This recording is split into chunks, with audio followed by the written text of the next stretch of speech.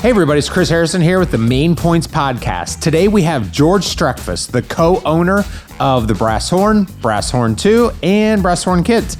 I'm excited to talk to George. He's been in downtown Decatur since 1993. Downtown is the heart of Decatur, and I have to say the Brass Horn is the heart of downtown. So I'm really excited to meet with him. Today we have George Streckfuss.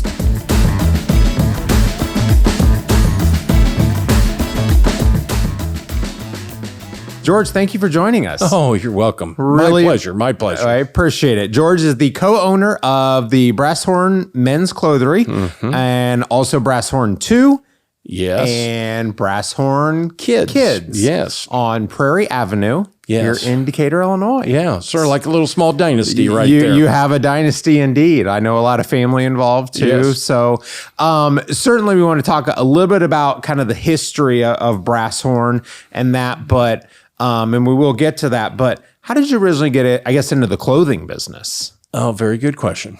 I attended ISU briefly as a baseball player. Okay. I went to Normal Community, played there a bit. Sort of had too much fun, I would say. In you had the college experience. I had it, and it sort of beat me up. So I ended up working at Sears in Eastland Mall in Bloomington. And I knew nothing about cars, so I was a pretty good salesman, sold a lot of stuff, but wasn't very good at, it just wasn't my thing. So, but Backracks was in the mall, and Backracks used to be here in Decatur. And I got to know the manager, and so he hired me. Okay. And I honestly was not a clothing person at all. I knew nothing about it. I did not dress very well, and I would love to see those pictures. George in college in it was not good. Hoodies, it really wasn't good. Burnout jeans. Okay. Oh, it was not good. But ended up going from Bloomington to Peoria as an assistant manager in the first year. Okay. And then got transferred to Decatur. And so we were in Eastland Mall, or in Hickory Point Mall. And so I was assistant manager, then became manager of that store. And that was the home store. Bloomington, was one of the first ones that they had opened. But so I honestly got retail in my blood, and I just enjoyed it. And so when I got down here, malls at that time were booming. So we were very, very busy all the time. And so this would have been late 80s. That's 1988, 89. Okay. Malls were being built in the late 70s? 78, 79. 78, 79. Yeah. Okay, so that's when the malls were being built. Yep. Everything was moving to the so burbs. that was it was. Downtowns were sort of floundering, having a hard time. Okay. And so I was out there till 1984. And you know what? I enjoyed it. I met my wife, Carol. I got married out there. So, I mean, it was a nice time for me. I was a very good salesman. I don't know if I loved managing, but I liked selling. So that was the good part. I like clothes at this time. And I got hired by Russ Bolerjack down at what would have been called Cecil's at one time, which is Mr. Buffett's, but it's Joe Erickson's building now downtown, the long building. Was a men's and women's store that had been around for a long, long time. It had been called Cecil's. So that's the island, what I call it, between Merchant and Main and Prairie. That's that long, thin building. At the very front was the open door. So, I mean, you went in there and there was a downstairs that had women's. The upstairs had a little 2 or 3 step up, and that was the suit room, and then everything else was sportswear. So Russ Bolerjack gave me the opportunity to become a buyer. Okay. So I went in there and went to market with him in Chicago. I got to pick out sportswear and I learned that business that way. So I was there to 1990. Okay. And at that time, I parted ways with Russ at that time, and I opened a store in Brentwood. Okay. And I called it the Brass Horn. So. And why was it called the Brass Horn? George's sounded terrible. I just did not like the store being called mine. George. You hear them called haberdasheries. There aren't a lot of descriptive words for it. And I did have a guy who was the tailor for Backracks. They had a corporate office tailor, and he had been in Muhammad, and he had owned a store called the Silver Key. And so I thought, maybe that's sort of cool. And my dad, who was a journalism teacher at the University of Nebraska, talked to me about it, and we sort of came up with an idea that the Brass Horn had some advertising and promotional looks. You know, you could put horns in your store. We created the logo, and so that was how that happened. So I opened in 1990 in Brentwood, and at the time, that mall was killing it. It was fantastic. It had a lot of small businesses that owned it. Haynes and Essex was on the corner, privately owned. There was a golf shop on one side of me, a liquor store on the other side of me, the post office, Zindel's had a florist shop there. Plantation Pine was down there. It was really a great place. So it was really a boutique of boutique shops. Absolutely. Okay. It was Brentwood Village. And I think at that time, downtown had just sort of gone through the period of a little downturn and was sort of losing some of its spots, you know, so some people were leaving, doing whatever. So I thought I couldn't be downtown. So Brentwood was the best next thing. Especially starting a new business. Exactly. You couldn't be the trailblazer as a rookie yourself. So I worked pretty much by myself. I had some odds and ends, some young kids from high school who came in and helped me, who to this day still shop with us, which is nice, you know, and so I was out there for a long time. I had a lady named Nancy Swift who came almost when I first opened, stayed with me for 25 years and was a sort of a key backbone to that. So it was a great experience. I think it was good being that way. But I tell you, strip malls in general, by the time that my 3-year lease had gone, almost all those stores had changed. Interesting. Yeah, it was such a transformation that the golf shop had gone out, the liquor store had moved, Plantation Pine had closed, post office had moved, Haynes and Essex had closed. It was now a country buffet. It just, the whole mall's character changed immediately, and it wasn't what I wanted. And I didn't think it was going to be good because they have, Chris, you're in this business, so you do know how these leases and work, and it just seemed that they don't really care about you, just about a number. And so they want to get to that number, and whether you're privately owned or owned by some big corporation. Right. So came downtown, looked at some spots, was going to go across the street on Prairie, on Merchant, and a gentleman sold it out from under me, or leased it out from under me, and I was very distraught. But I looked across the street and I said, oh, what is that building? Now, you have to remember, I worked on that long, skinny building where what would have been, at the end, would have been called Peddlers. And I looked out of that door every day. And the shop that I'm in now did not have a storefront. It had been Martin's Jewelers originally, and that had been the framing shop. So that was Roy Osley, who was a fantastic landlord for me. Very, very understanding of small business. Gave me some breaks, helped me out on some stuff to get going. And so Martin sold to Doug Bell, who was a jeweler. So Mr. Osley had bricked up the thing so you couldn't get between the stores and put a storefront on. And I didn't realize it, but I looked down there and I saw it, and it was sort of like a light coming from heaven. It was like, oh my gosh, here it is. Right. And there's your answer. Yeah, there it was, you know. And so they, you know, you talk about good advantage, fate helping. That day, that helped. And so I moved down here in 1993. And believe it or not, it was the week that they changed all the sidewalks. And I was like, oh, I can't get in my store. The front was closed. So fortunately, one of the great things is that we backed up to the parking lot in the back. And so people could come in and out the back. So it saved us a thing. And, you know, needless to say that 25 years later, they did the sidewalks again. But much better this time. So we were never closed down for that. So, but, and so the that back was door is still convenient too. So, you know, so yes, that back door is used very, very often. So what was, in 1993, what was downtown like? You know, restaurants, businesses, foot traffic. I would say in 1993, when I first came back down here, it was not booming.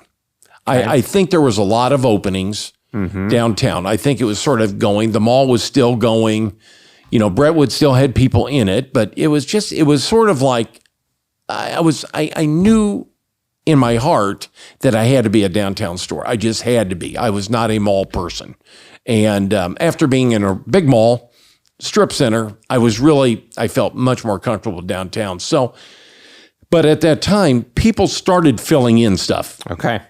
And as I remember, there was Hex was down there on the corner. I think that was Tips on Fashion.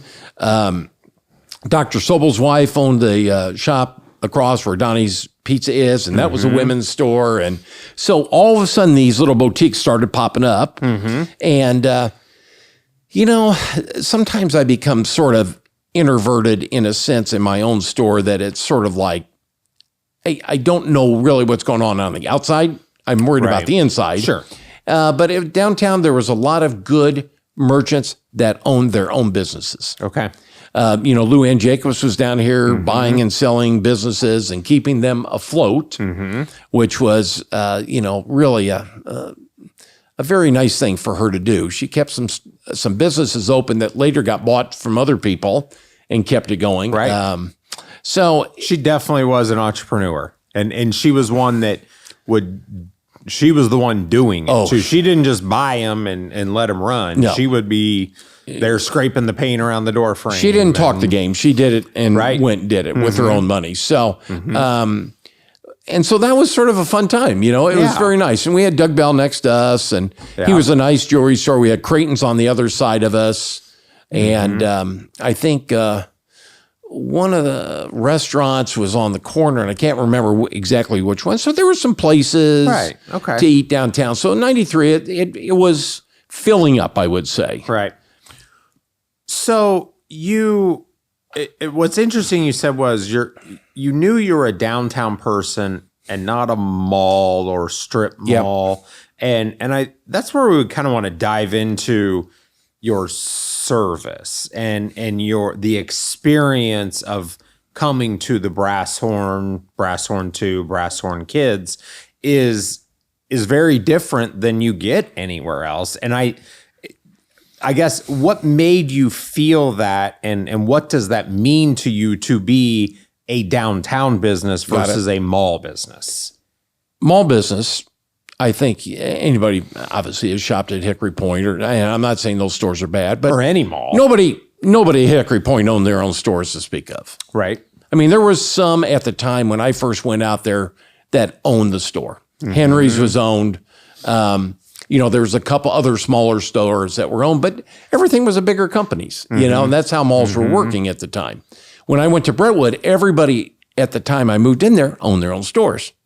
So you were talking to the owner of that business. Right. Brian Phipps owned the ice cream shop, and so you could go down and talk to him, I mean, it was personalized. There's a different sense of pride when the owner is the one there doing it. 100%. And I have to tell this story because this had to have been 15, 20 years ago. Jimmy John's was where Coney McCain's is now. Right. So on the corner. And Joe Erickson, 15, 20 years ago, we were coming downtown. I was working at a bank. We'd had a snow and ice storm that night. And there's Joe, the owner, out scooping snow right along Main Street in that back parking lot. And I know Joe, and I had to roll down my window and go, it must be nice to be a small business owner. Yes. But that's the difference in an owner versus an employee. I agree. And, I don't know. I've been doing this for so long now. So this will be the 33 years going into 34 right now that the Brass Horn has been open. And there is always something that I felt that customers deserved. They deserve not to be talked down to. They need to be educated because clothing is an education. I work with it every day. Right. It's the little things you don't think of that we can pass on to customers. And generally when you do that, you develop clientele. And that clientele then is what makes you go on from year to year. They come back. in our store, we've had grandpa, dad, and son all at the same time shopping. That's the kind of thing that I have always sort of prided ourselves in, is that knowledge. But Chris, Ryan, he's been there 25 years. Right. Brady has been there 7 or 8. Zach has been there 8 or 9. We have people in there who feel the same way. It's their reputation on the line. Right. They want to make sure that you understand why you're buying something and why you should maybe, or why you shouldn't. And we just feel that by addressing that every day is how you keep customers, and you keep them for a long time. We have people who have moved away that we still deal with every day. Right. They could be in Florida, they could be in New York, they could be in Ohio, they could be any place, and we still send them merchandise. They know we know them. Right. And that's it. Doesn't merchandise is one thing that is changeable every year. We feel that we're the same every year. We're giving that same amount of service. We believe that nobody goes in our store that we don't introduce ourselves to. It's our store. It's sort of like it's your store. It's sort of like you showing a house and somebody comes in and you don't even get up to say hi. Right. It's like, oh, are you too good for us? Do you not want to talk to us? So most people have been conditioned to just been with clerks, I would call them. We're going to be there for the long run. We're there to help you. We do proms now. Yep. A lot of tuxedo rental. Your son would know, unless he wouldn't have hurt himself. And that is also where our expertise comes in, Zach and Brady generally on that end, to help these kids. Their parents are thankful for a little professionalism. Right. Kids aren't always right. Right. And so, but parents are usually wrong, but they would rather stay out of it. Right. They would rather not be the right or the wrong here and let us be it. Yes. And the kids usually respond to that. So that's how we've been all of our lives. I don't know how to do it any different personally. So, from that standpoint, Phil. So what, back to your experience. Yeah.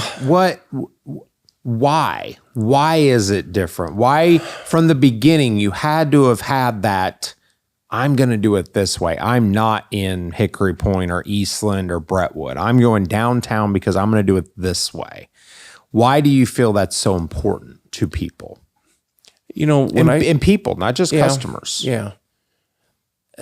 Chris, that is such a good question. And sometimes you don't analyze yourself as well as you should in thinking about that. But I think it was how I wanted to be treated myself.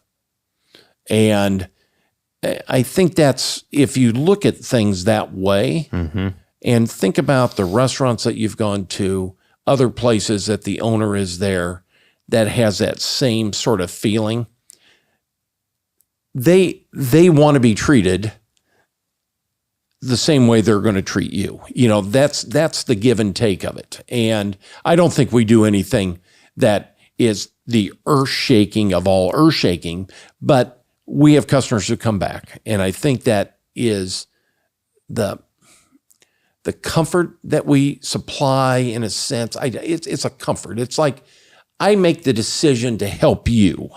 You don't have to make that decision. I'm going to give you reasons why. So when you leave, you feel good in what you have bought. And then you go, oh, I got compliments. I come back, blah, blah, blah. It comes down, it keeps going and stuff. And so I don't know. I was never a big shopper. I mean, as a kid, man, I never shopped anywhere. And so I don't know. I think it was a combination of back rack training, which was a lot of sales meetings and practice selling and doing stuff. And I think that fundamental approach that back racks had for being in a mall developed some, and then coming downtown and working with Russ and being more one-on-one with each customer all the time, just kept developing that all all the time. And so when I first opened, I was the only employee. So I sold everything that was in the store. So it didn't matter what person came in. I sort of adapted to each person. And I think we do that now at our stores. So, and you knew that experience for each customer, you had control of that experience because it was you. right. And again, there's the owner Right. at the door, checking you out, walking you to the door, greeting the next customer, telling them I'll be right with you. That certainly is the difference of the owner being there.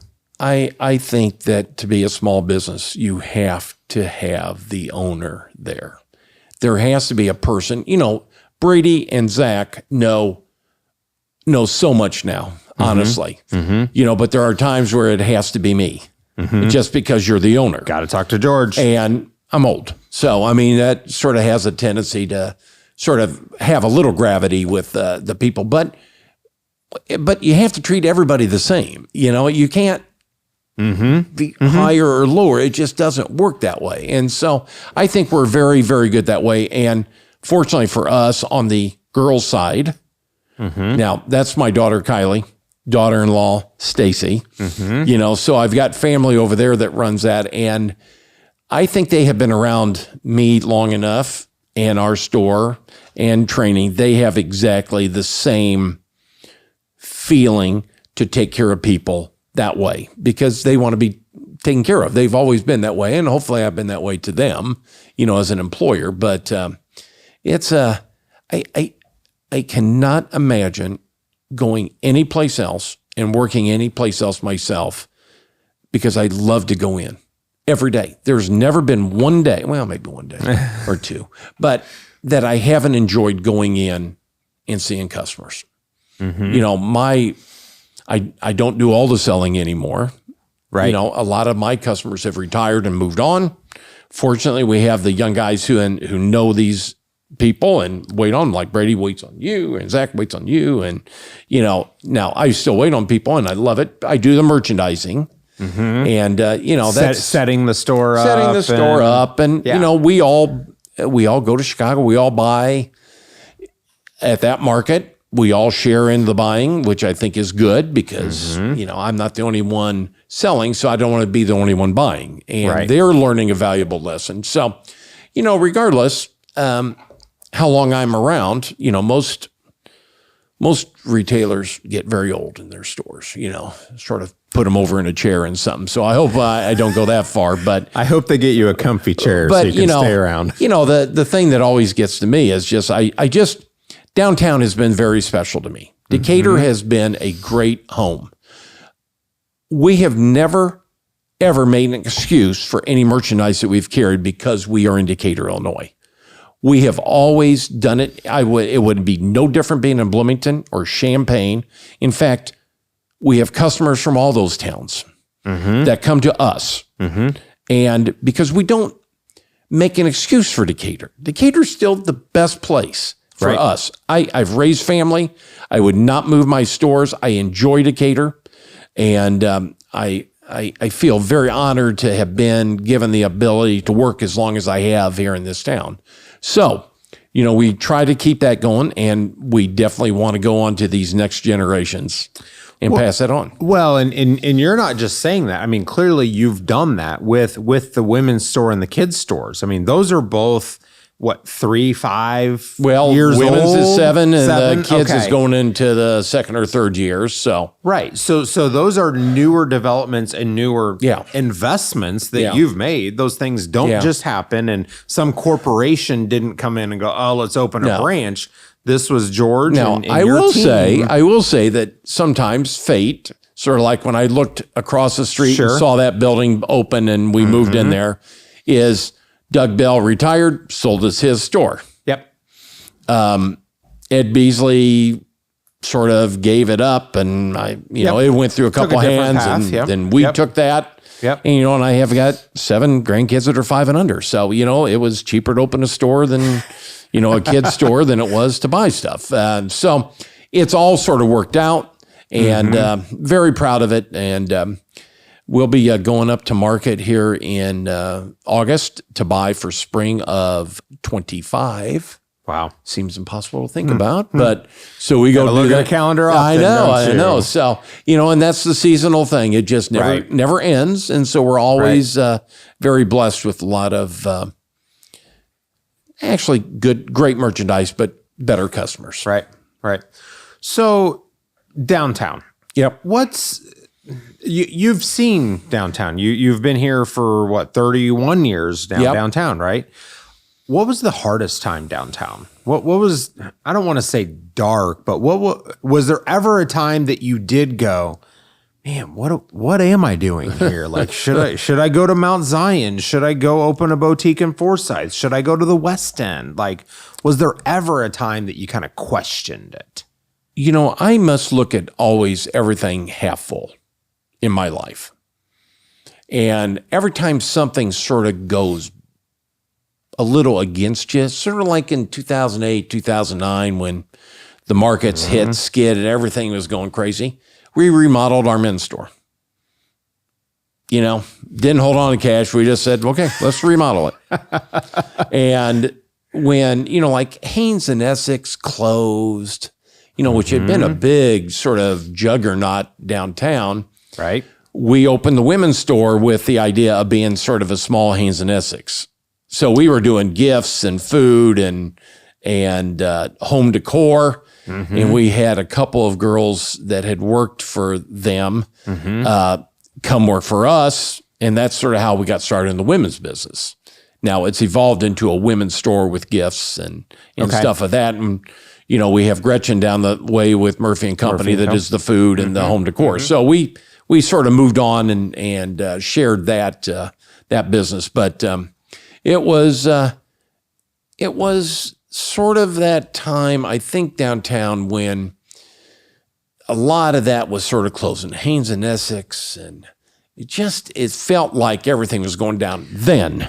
In banks. So you say 8 and 9, I was in banking then, and that's when banks were consolidating and pulling out of the market, the union planners and the First Nationals and all the names started changing to conglomerates. The local banker wasn't a local banker anymore. And there was a financial crisis going on, and housing market had its problems. And, ADM and Tate and Lyle had, let's move to Chicago. And so a lot of things were going against Decatur at that time. It is, but I've always been. But you remodeled a store in that We time remodeled frame. it. You went in. And then, we bought the store. And, people are always.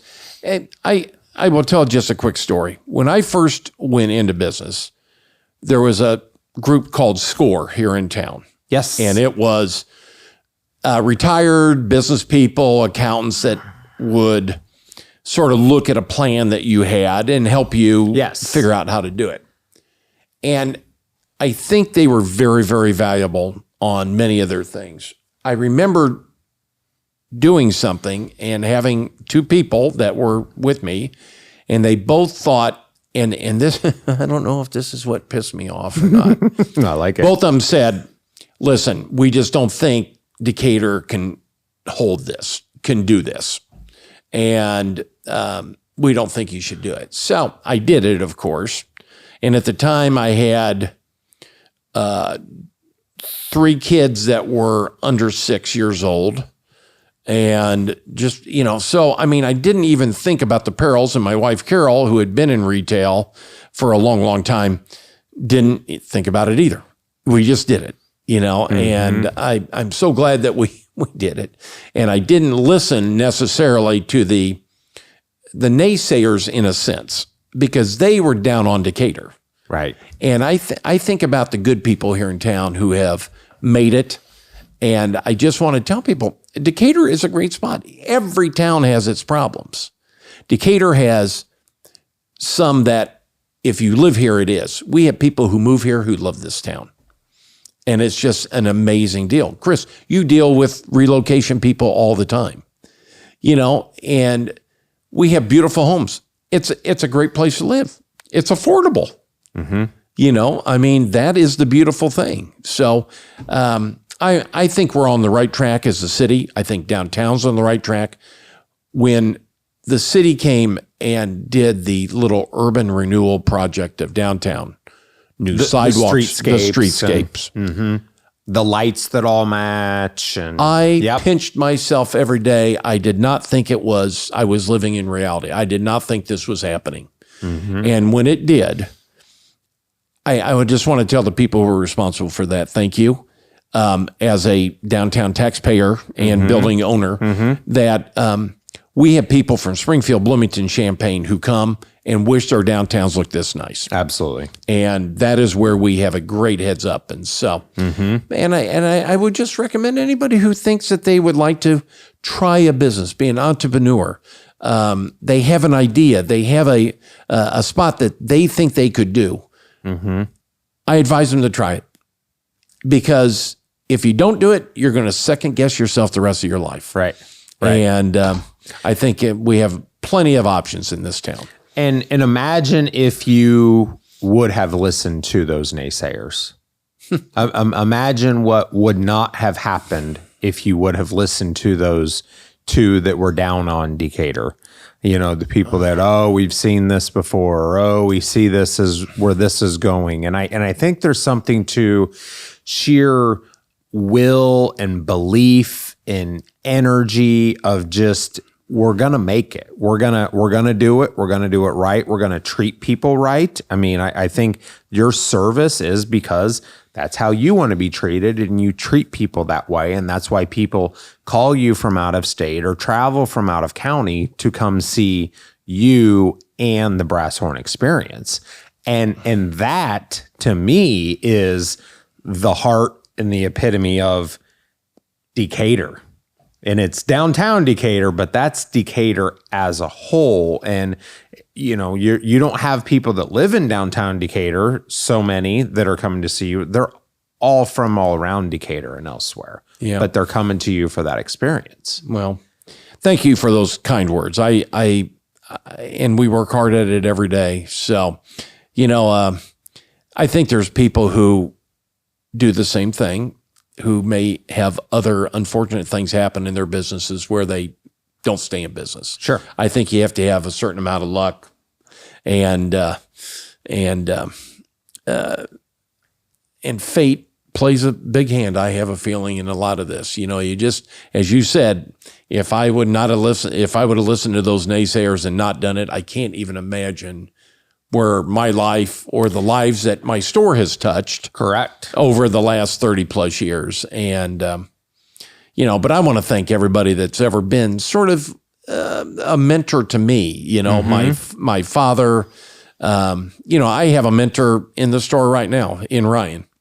You know, he's a lot younger than I am, but he's been there 25 years. You know, there aren't many marriages that last that long either, it seems like. So, right. And, you know, for some reason, we are not the same person, but we are the same person, you know, right. And then having Brady and Zach, we just have a unique blend of people that that's why I come to work every day. I just enjoy it, you know? So I think your call to other businesses or other potential businesses out there, I think that's an important thing in this segment here too, is the call to somebody that, if you have an idea or if you see a storefront, go for it. Doesn't mean go walk in and sign a lease, but explore it. Ask the questions. Go talk to George, you know, especially if it's downtown. Well, I mean, we would help. Yeah, right. I would love to help. So, and I think that's, you know, we talk about what a maker is, and, you know, you're a maker. You know, you made a market in downtown Decatur, but there are others out there too, for whatever their businesses may be. I think we also want to take this time to, you know, encourage anyone that's out there thinking about something like that to go for it, because look at the change that it's had on you, in spite of all the people that told you not to do it, or you're crazy, or why are you there? Why would you be in downtown? Why are you in Decatur? How many times have you heard that? And look at it now. Yeah. So, yep. Outstanding, George. Oh, Chris, thank you very much. I appreciate it. Everything more than I expected, honestly. But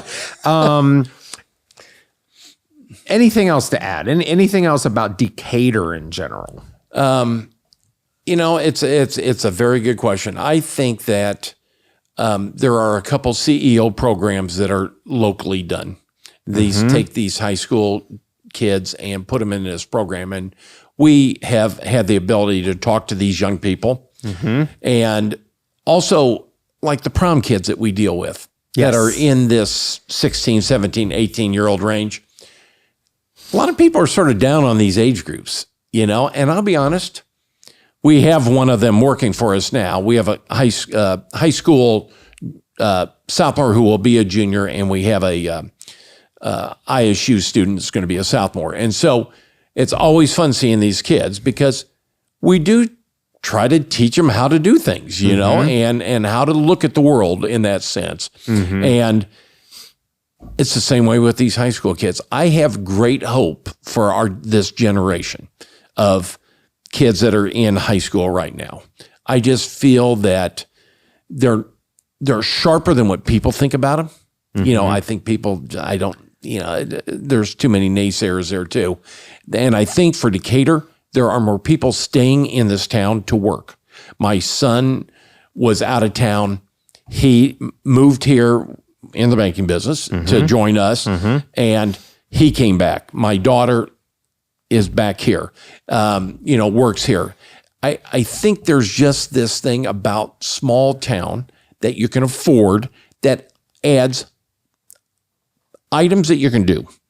The Devon, you name it. Millikan University, Lake Decatur, Water Park. There's just a million things now to do. The zoo, the Children's Museum. My gosh, we have people who come here for that. Yes. People in Decatur may complain about things and may have never even been to these. Right.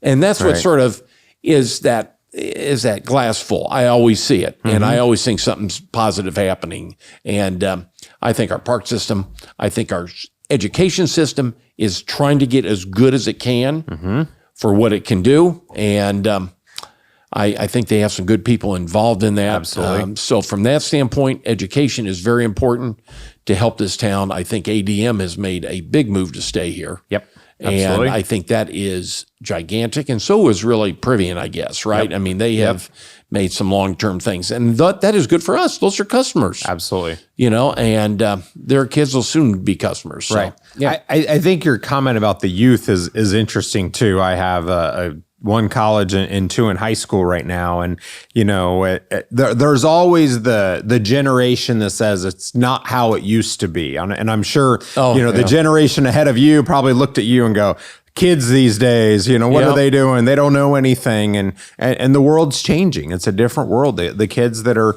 16, 18, 20 right now, 20, 30 years from now, they're going to be living in a very different world that, some of us are going to be sitting around going, well, it's not how it used to be, but the world's evolved. And I look at my kids, like they've never known a phone on the wall.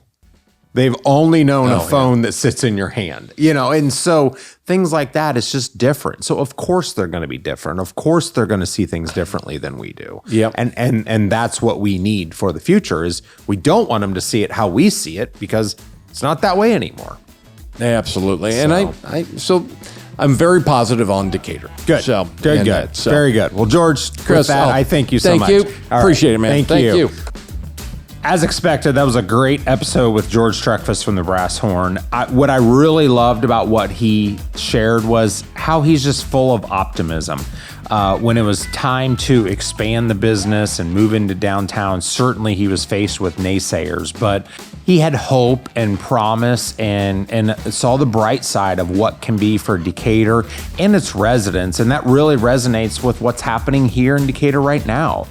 There's great people here doing great things and they believe in the future of Decatur. And that includes you too. That includes our listeners and our followers. So thank you to everyone that's been following along with us and that's sharing this. And if you haven't already, please share this with someone else that cares a lot about Decatur as we do. So thank you again for following along and we appreciate your support.